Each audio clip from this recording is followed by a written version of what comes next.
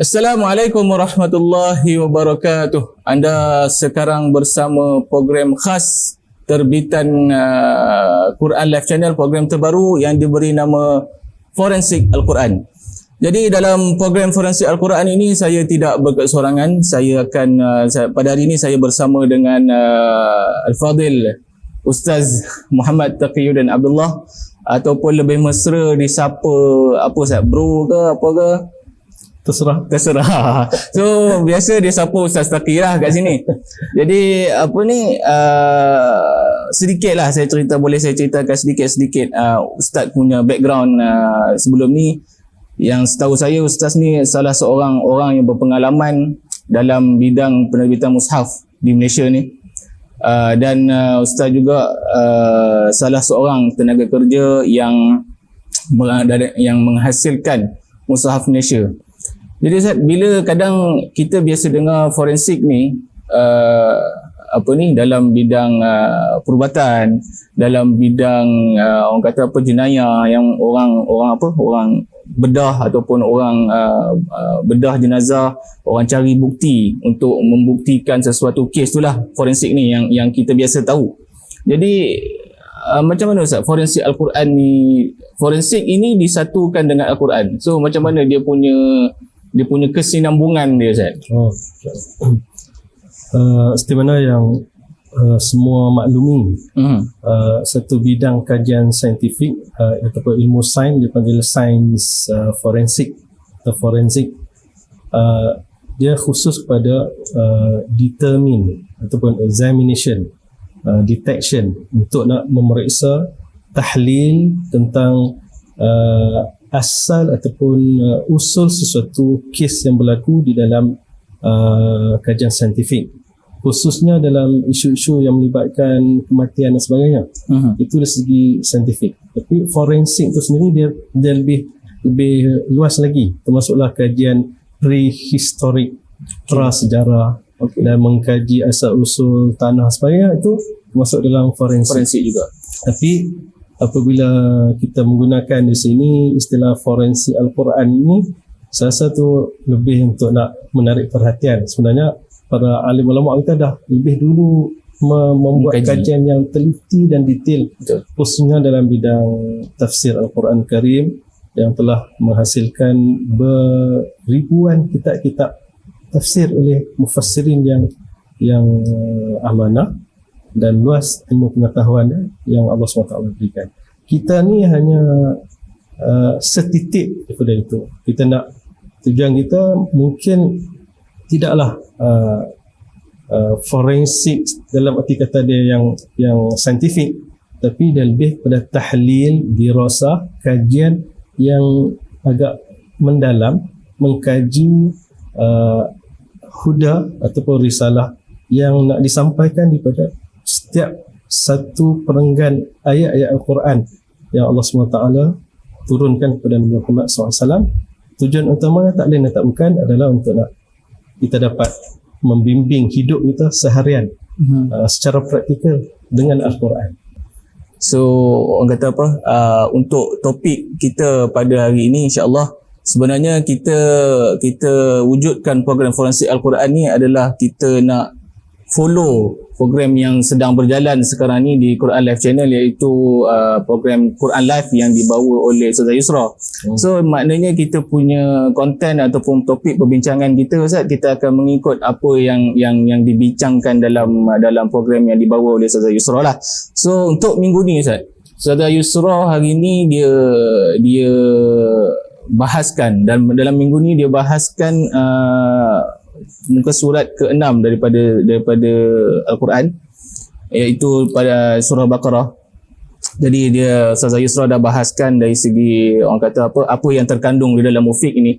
Jadi sekarang ni kerja kita Ustaz, ataupun tugas kita Ustaz, kita nak mendalami ataupun kita cuba untuk memforensikkan, mencari ilmu-ilmu yang ada di dalam kalam-kalam Allah ni.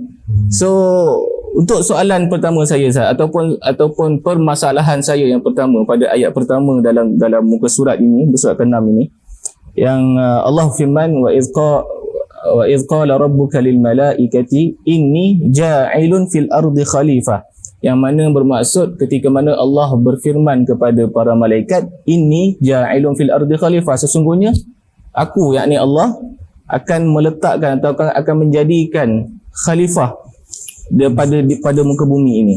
Jadi Ustaz, soalan saya, ataupun mungkin orang ramai pun ada yang bertanya-tanya juga, penggunaan khalifah dalam ayat ini, kita orang Melayu dan di Malaysia ni kita banyak celup-celup bahasa Ustaz. Kita banyak ambil bahasa daripada Arab, kita ambil bahasa daripada English. Jadinya khalifah ini dah diserap masuk ke dalam bahasa Melayu. Dan pemahaman orang Melayu tentang makna perkataan khalifah ini adalah pemimpin.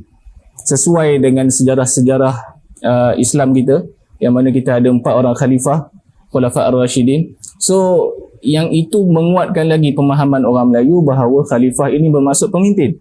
Jadi Ustaz, adakah konteks khalifah, perkataan khalifah dalam ayat yang saya bacakan tadi sama dengan konteks pemahaman orang Melayu tentang perkataan khalifah itu sendiri Ustaz? Oh, insyaAllah. Ayat ini dalam surah Al-Baqarah, dalam muka surat 6, saya rasa satu ayat yang penting sekali. Seolah macam diberi pada kita template. Template untuk keseluruhan kejadian manusia sampai kiamat. Template-nya adalah ayat ini. Okey. Dia bukan tidak ada kaitan dengan hidup kita.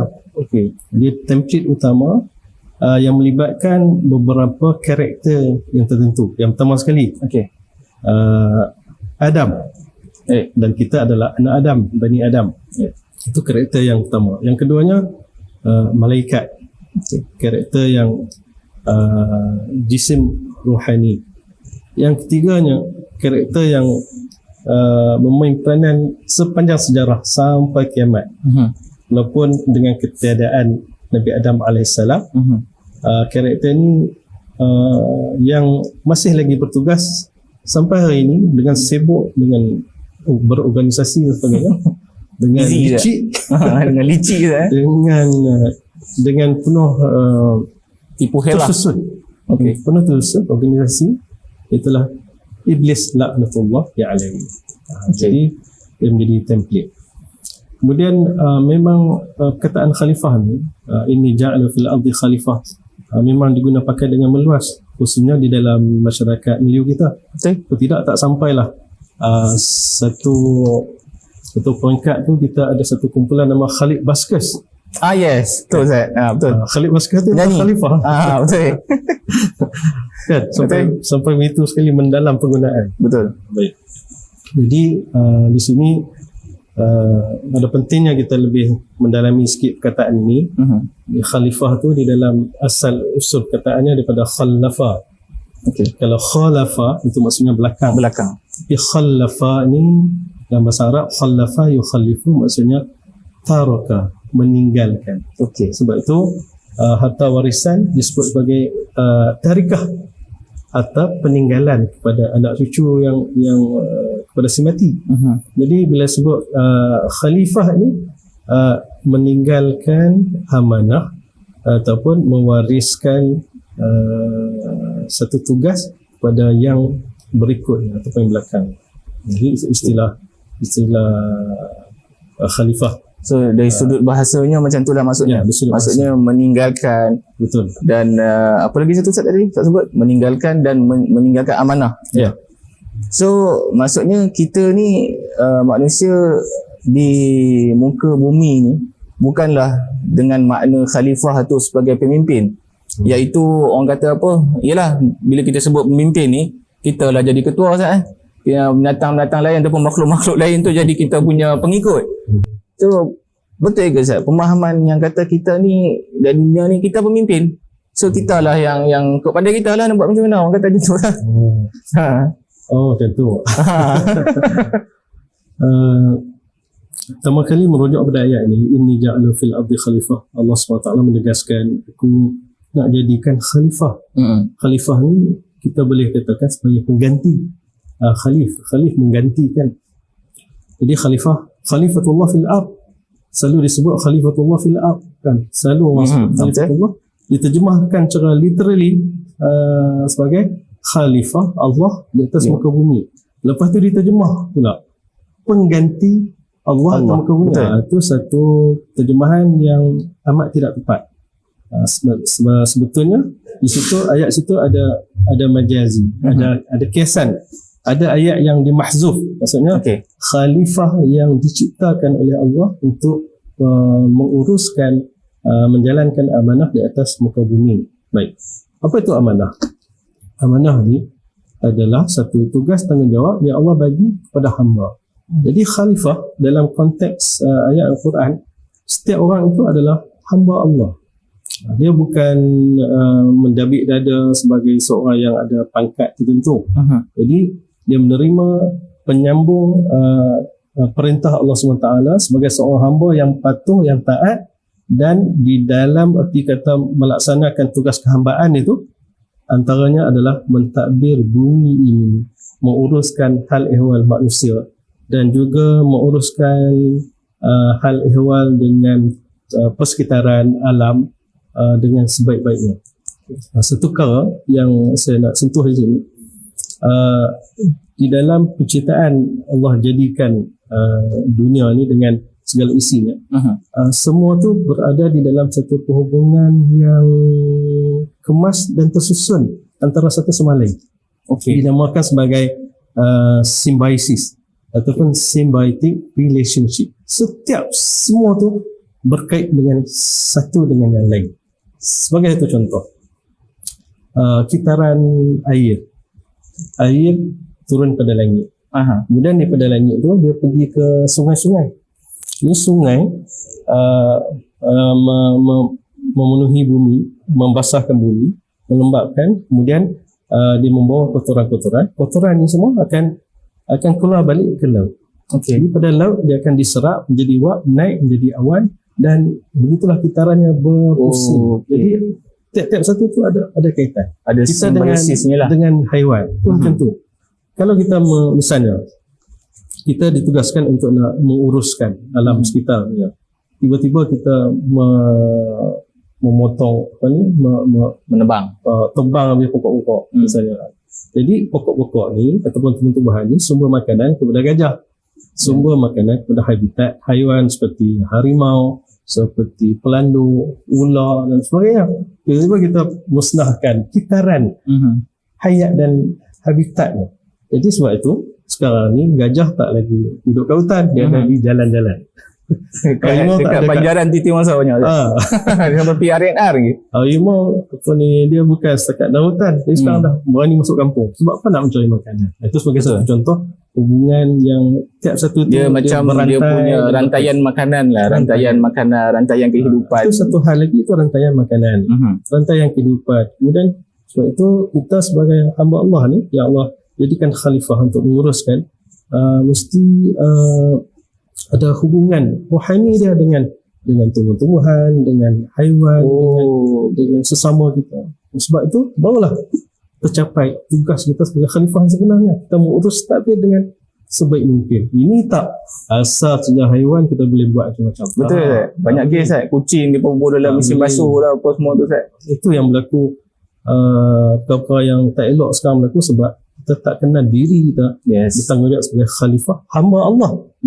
Khalifah kepada yang lain untuk mengurus takbir dengan sebaik mungkin sebelum kita dipanggil pulang.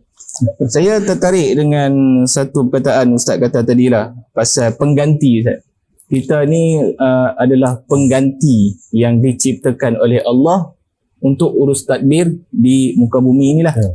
Jadi siapa yang kita ganti, Ustaz? Adakah sebelum penciptaan ataupun sebelum kita ni diletakkan oleh Allah di muka bumi, Nabi Adam diletakkan di muka bumi ini, manusia lah kata apa secara umumnya diletakkan di muka bumi ini, ada makhluk lain yang kita datang untuk menggantikan depa yang sebelum ni, diorang yang sebelum ni? Itu masya-Allah. Di dalam tafsir membahaskan ayat ini, ulama mufassirun, dan ada dikaitkan dengan hadis Rasulullah SAW yang menceritakan tentang mentafsirkan ayat wa ma khalaqtul jinna wal insa illa liya'buduni. Tidak aku jadikan jin dan selepas itu manusia, melainkan tujuan utamanya adalah untuk mengabdi diri kepada aku, ini kepada Allah Subhanahu Wa Taala. Dan dalam menguraikan ayat itu, jadi ada sebahagian ahli tafsir yang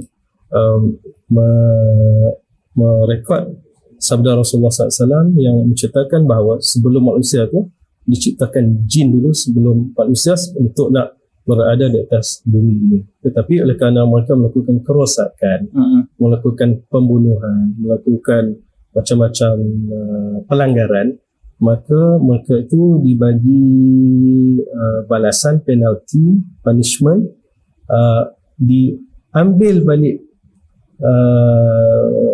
kurniaan PR lah orang panggil PR. Kurniaan itu maka digantikan dengan manusia. Sebab itu kita dapat faham pada ayat berikutnya apabila Allah SWT menyebut aku nak jadikan khalifah di atas bumi ini. Kemudian terus para malaikat menjawab, bertanya pada Allah SWT, ataj'alu fiha ma yusrifu fiha wa yasfiku dima.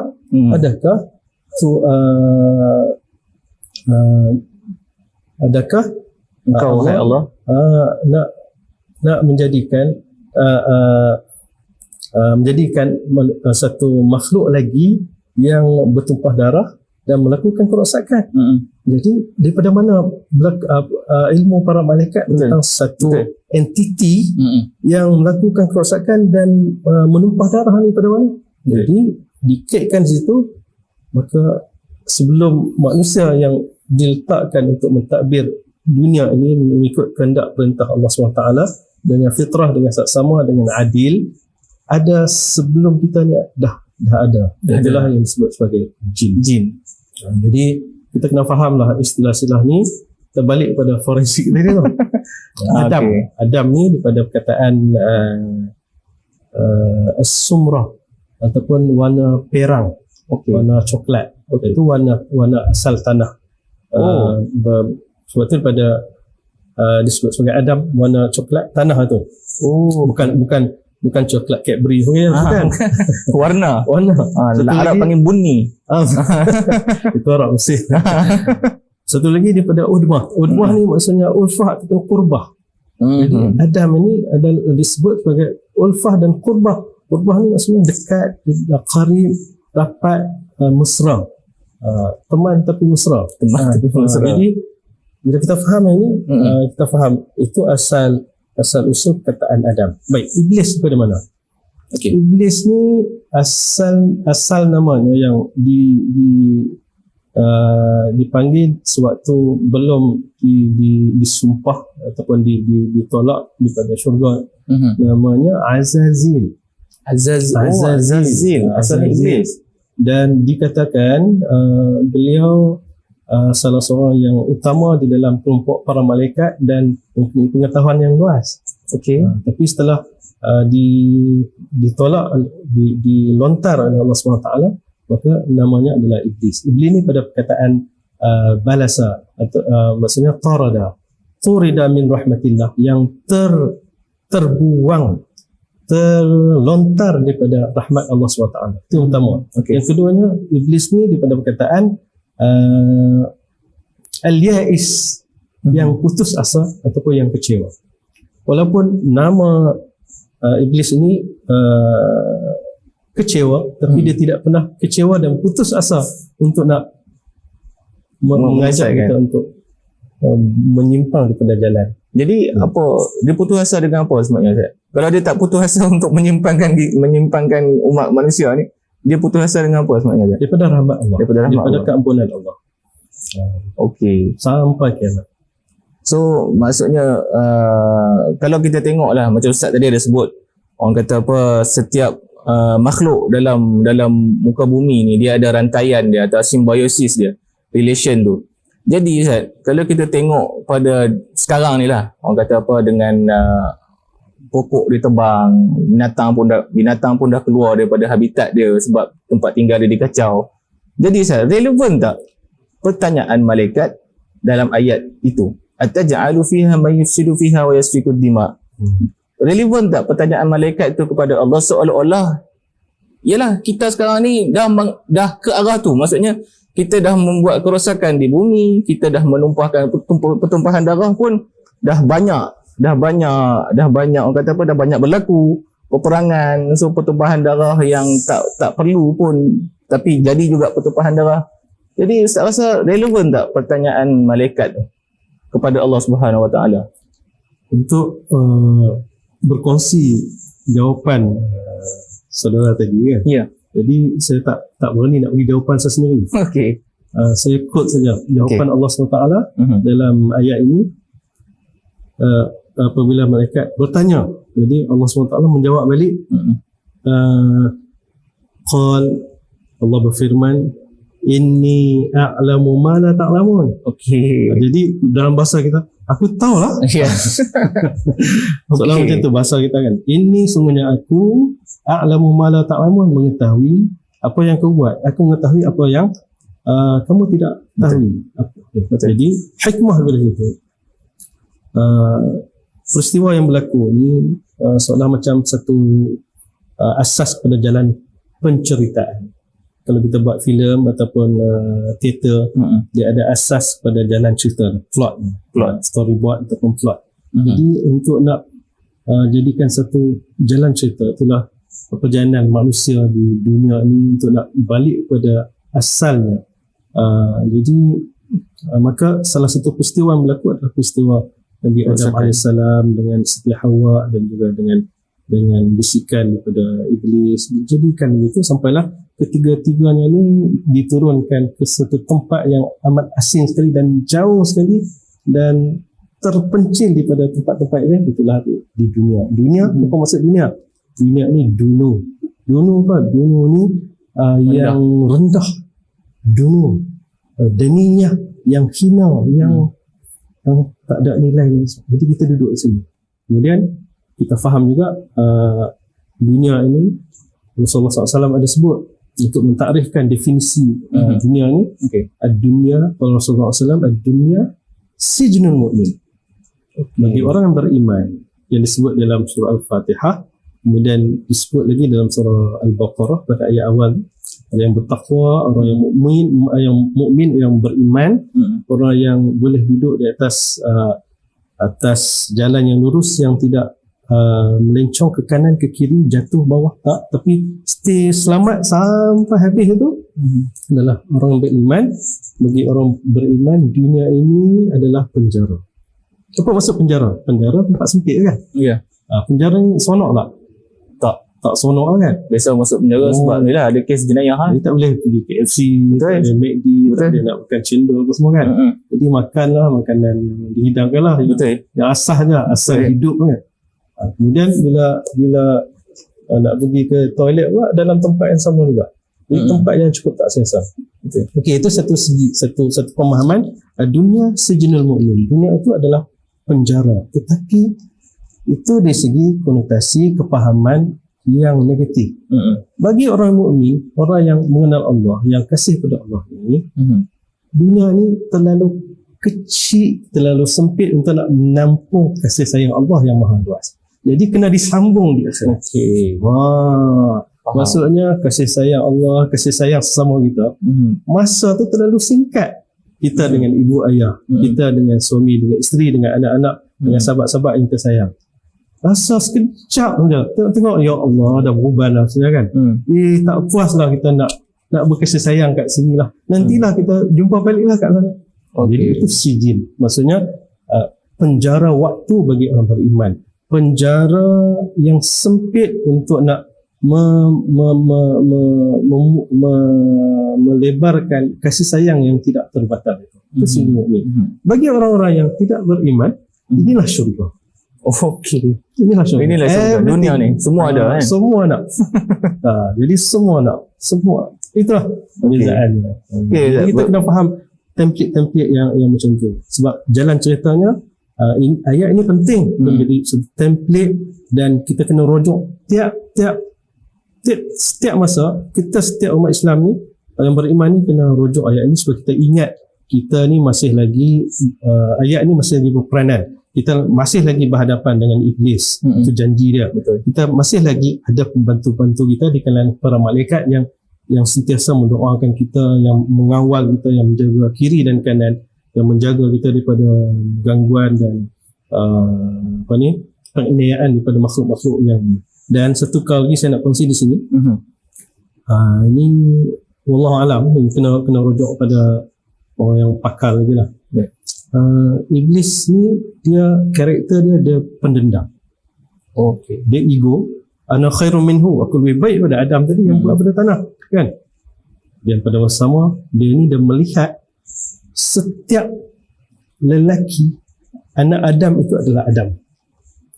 Dia melihat saya, dia melihat saudara, dia melihat ini Adam. Dengkinya pada saudara, dengkinya pada saya, dendamnya membara bila dia tengok kita, dia akan teringat dendam dia dengan Adam. Istilahnya istilahnya saya tutup. Istilahnya cis celaka Adam, soalan macam tu. Cis celaka anak Adam ni, dia boleh lagi patuh pada Allah, taat ibadat, jaga. Aku hantar tentera aku untuk nak pesongkan dia. Supaya hamba Allah yang istiqamah ni dia terpesong, tergelincir sikit je. Terutamanya dalam hati, kan. Betul. Dia lahirkan perasaan. Sebab kalau ikutkan Ustaz sebut tergelincir tadi, sebenarnya kalau ikutkan dalam ayat dalam page ni, dia sebut bila iblis tu nak menghasut Nabi Allah Adam alaihissalam dan juga isterinya, dalam Quran dia pakai perkataan fa'azallahuma syaitanu, iaitu syaitan itu menggelincirkan mereka berdua. Jadi betul lah macam Ustaz kata tadi, saya nak relate kan lah dengan perkataan yang Ustaz kata tu, kita tergelincir sikit je daripada landasan kita, itu dia punya matlamat dia lah. Betul. So maknanya penggunaan orang kata apa tu lah, saya nak kaitkan spesifik kita tu. Dan hanya satu zon yang tak boleh ditembus. Satu zon yang terkawal, yang bersih di zon tu, iaitulah disebut di dalam aku janji dia, la aghwiyannahum ajma'in, aku akan putarkan mereka keseluruhannya. La aghwiyannahum, aku akan selewengkan mereka, illa ibadaka, melainkan hamba. Yang orang yang betul-betul menjadikan dirinya rendah dan hamba dengan Allah Subhanahu Wa Taala. Dia tidak ada apa-apa. Ini melainkan mereka ini. Dan yang keduanya, karakter hamba ni adalah illa ibadaka minhum al-mukhlasin, itulah orang-orang yang ikhlas. Apabila seorang tu dia ikhlas, dibuat satu tu hanya kerana Allah, tak mengharapkan sesuatu, baik kebendaan ataupun ukhrawi, ataupun jawatan akhirat pun dia tak nak. Dia tak nak jawatan akhirat pun tak nak. Ikhlas betul kerana Allah, dekatkan diri pada Allah, membersihkan diri dia menjadi seorang hamba Allah untuk mendapat redha Allah, mendapat wajah Allah, ya? Maka zon ini tak dapat ditembus oleh apa saja godaan yang hebat oleh iblis yang pakar, yang berpengalaman dulu sampai sekarang sedok belok tipu helah ni, dia tak akan dapat tembus. Jadi kita kena usahakan diri kita untuk dapatkan al-ikhlas.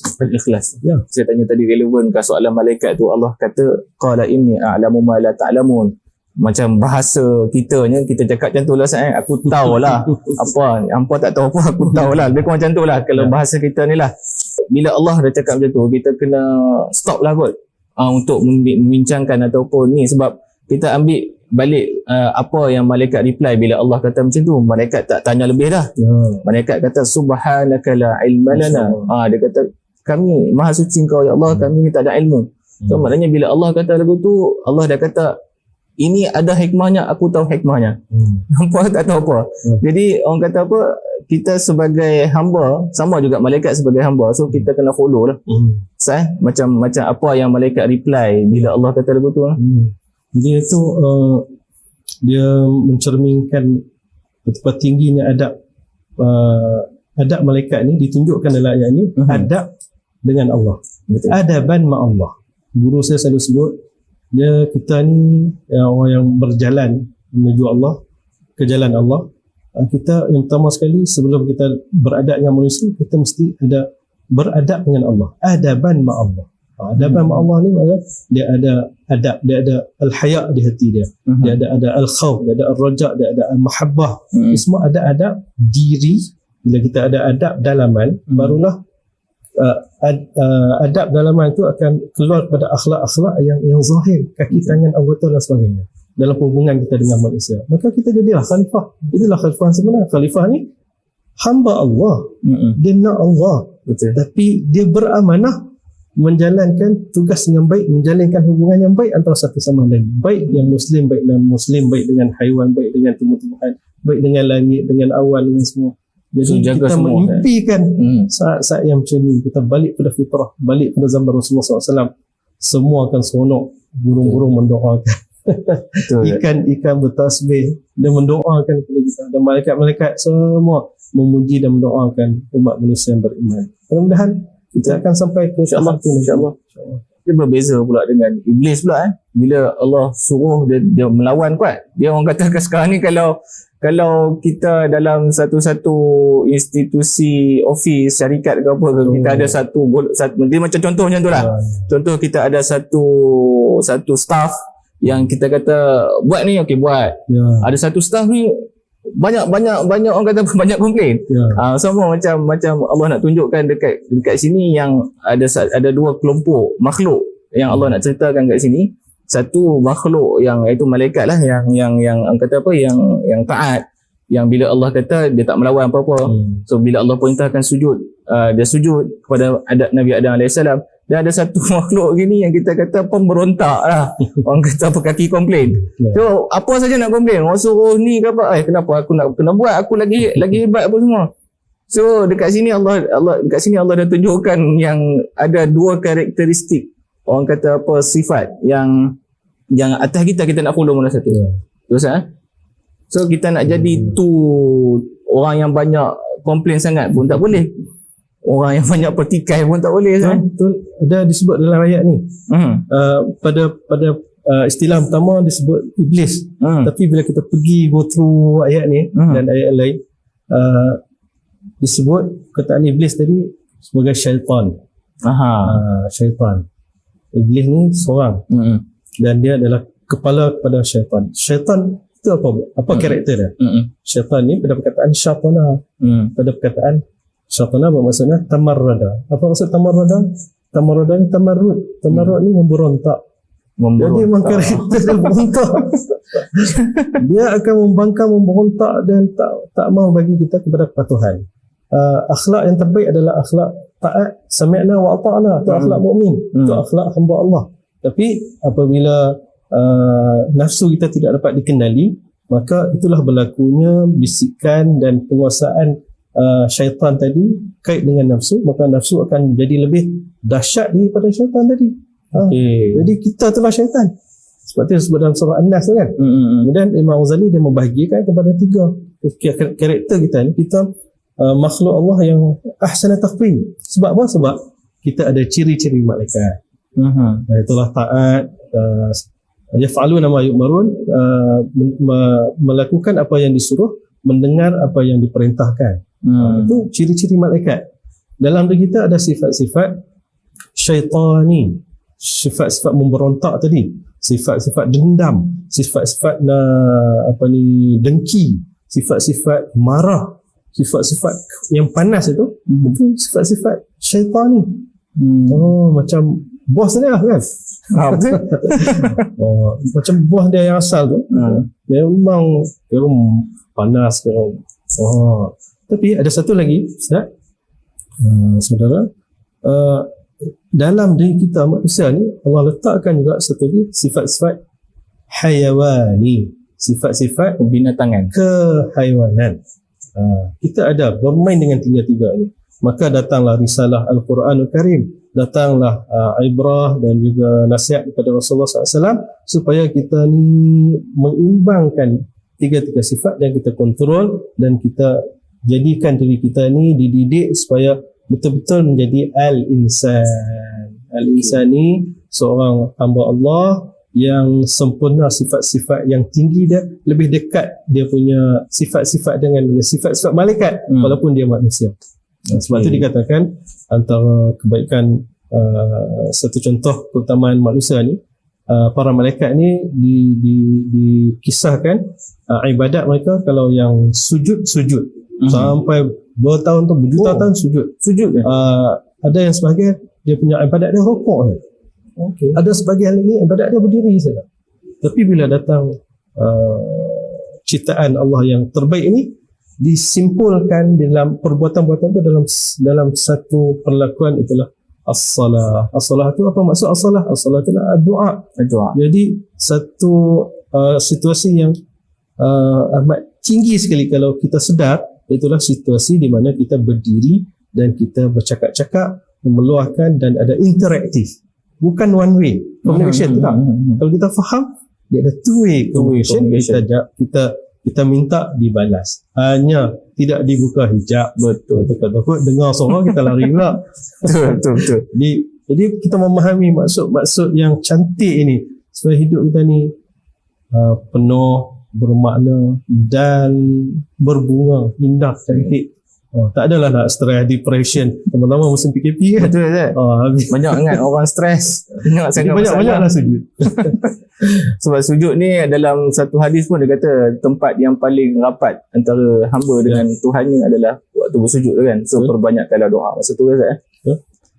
Jadi Ustaz, alhamdulillah Ustaz, kita rasa kita dah bincang panjang lah pada halaman ke-6 ni. Ini kita elaborate apa yang mengukuhkan lagi sahaja apa yang telah diceritakan oleh Ustaz Nusrah. Betul. Kita cuba mendetailkan lebih lah, sebab kadang-kadang kita nak masukkan ke semua dalam satu mushaf ni tak muat, tak boleh. Jadinya ini usaha kita Ustaz, usaha Yayasan Restu juga ataupun Nasyur Quran untuk memberi kefahaman yang lebih kepada khalayak. Jadi orang kata apa, kita pun rasanya dah hampir lebih setengah jam dah Ustaz kita bersembang ni. kita membincangkan tentang kalam Allah, tak sedar. Kita berhenti dulu takat ni Ustaz. InsyaAllah kita sambung pada episod akan datang dengan halaman yang baru. Kita akan cuba membincangkan halaman yang baru pula. Jadi saya harap siapa-siapa yang menonton ni akan dapat ambil iktibar ataupun ada ilmu yang kita kongsikan. Sama-sama kita ambil iktibar dan ambil tahu tentang manual kita ni. Manual kita ni kalau kita tak tahu rugi Ustaz. Betul ni. Sebab kalau macam kita beli barang-barang komputer, aircon apa semua, kita terkebir-kebir, duk belik, tak tahu macam mana nak guna. So sebab tu syarikat pengeluar tu dia keluarkan manual untuk kita. So itu contohnya lah. Di Al-Quran ni manual untuk manusia. Yes. Terima kasih Ustaz. Ustaz, saya menggulungkan Ustaz. Jadi saya rasa sampai di sini saja. So kita akan insyaAllah jumpa lagi di episod akan datang. Dalam program ini insyaAllah akan berterusan. Program ini Forensik Al-Quran ini akan berterusan So kita akan cuba mencari-cari lagi. Dan mungkin kita akan datangkan lagi panel lain biasanya kita akan bincangkan secara lebih ramai sikit, sonok sikit, ramai Ustaz. Okey, akhir kalam, assalamualaikum warahmatullahi wabarakatuh.